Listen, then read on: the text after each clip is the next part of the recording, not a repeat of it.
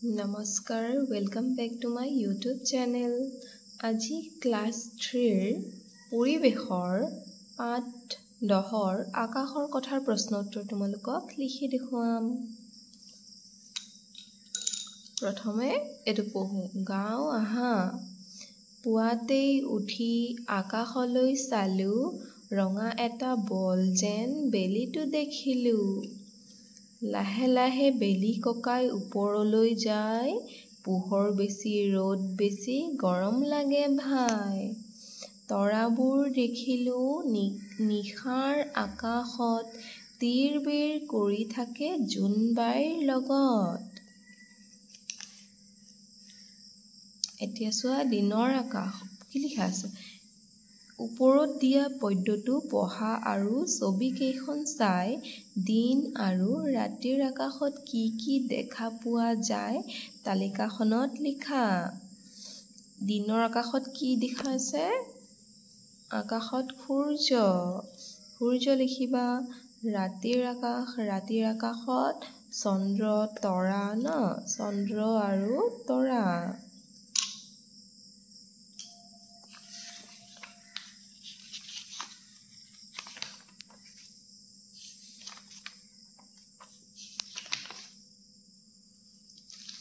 এতিয়া অনুশীলনী 1 নম্বৰ উত্তৰ লিখা।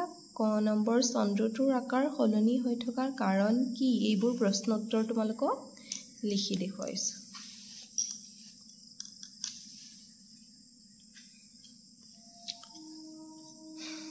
চোৱা প্ৰথমতে চন্দ্ৰটোৰ আকাৰ সলনি হৈ থকাৰ কাৰণ কি? উত্তৰ লিখিবা। কাৰণ চন্দ্ৰটো পৃথিৱীৰ চাৰিওফালে ঘূৰি থাকে। খ নম্বৰ চোৱা ৰামধেনুৰ ৰং কেইটা আৰু কি কি? উত্তৰ লিখিবা। ৰামধেনুৰ ৰং 7টা, যেনে বেঙুনীয়া, ঘন নীলা, নীলা, সেউজীয়া, হালধীয়া, সুমথিৰা আৰু ৰঙা। তৰাবোৰ দিনত নেদেখাৰ কাৰণ কি? কাৰণ সূৰ্যৰ পোহৰ তৰাৰ পোহৰতকৈ বহুত বেছি তীব্ৰ।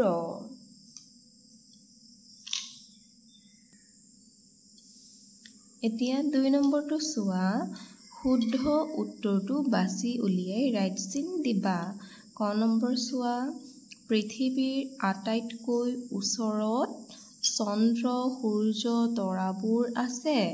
আটাইতকৈ ওচৰত চন্দ্ৰ আছে। পূৰ্ণিমাৰ পৰা অমাৱস্যালৈ 10-15 দিন সময় লাগে। পূৰ্ণিমাৰ পৰা অমাৱস্যালৈ 15 দিন সময় লাগে। গ নম্বৰ চোৱা ৰামধেনুৰ ৰং মুঠতে 5টা 7টা। কেইটা? 7টা যদি লিখিব অসুবিধা পাইছা তেন্তে মই লিখি দেখুৱাম। পৃথিৱীৰ আটাইতকৈ ওচৰত চন্দ্ৰ আছে। পূৰ্ণিমাৰ পৰা অমাৱস্যালৈ 15 দিন সময় লাগে। ৰামধেনুৰ ৰং মুঠতে 7টা। এতিয়া লিখিবা ইয়াত 3 নম্বৰ খালী ঠাই পূৰ কৰা। সূৰ্যৰ নিজা তাপ আৰু ইয়াত লিখিবা পোহৰ।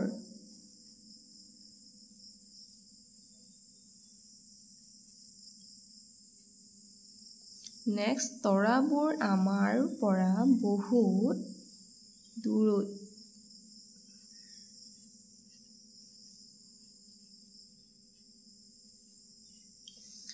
তৰাবোৰ আমাৰ পৰা বহুত দূৰত থকাৰ কাৰণে সৰু যেন দেখি। গ নম্বৰ চোৱা চন্দ্ৰৰ নিজা তাপ আৰু পোহৰ নাই। ইয়াত লিখিবা তাপ আৰু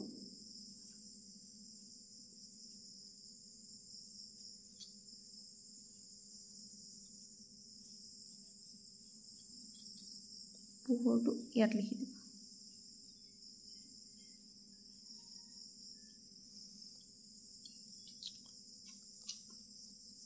চন্দ্ৰৰ নিজা তাপ আৰু পোহৰ নাই। নেক্সট চোৱা 4 নম্বৰ দুপৰীয়া বেলিটোলৈ আমি কিয় পোনপটীয়াকৈ চাব নোৱাৰোঁ?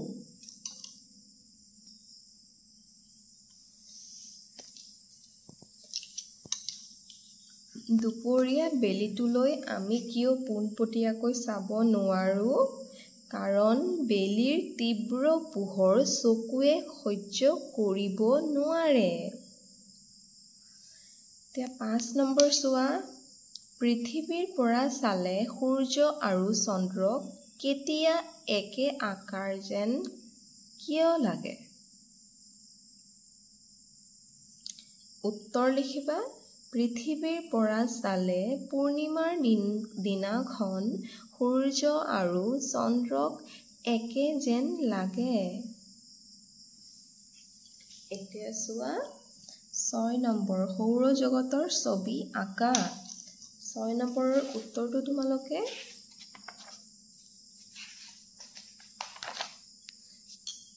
এইটো 6 নম্বৰৰ উত্তৰ এইটো।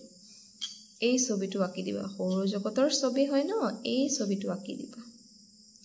যদি ভিডিঅ'টো ভাল লাগিছে তেতিয়াহ'লে প্লিজ মোৰ চেনেলটো ছাবস্ক্ৰাইব কৰি দিবা, কাৰণ তোমালোকৰ অবিহনে মোৰ চেনেলটো অকণো আগবাঢ়িব নোৱাৰে।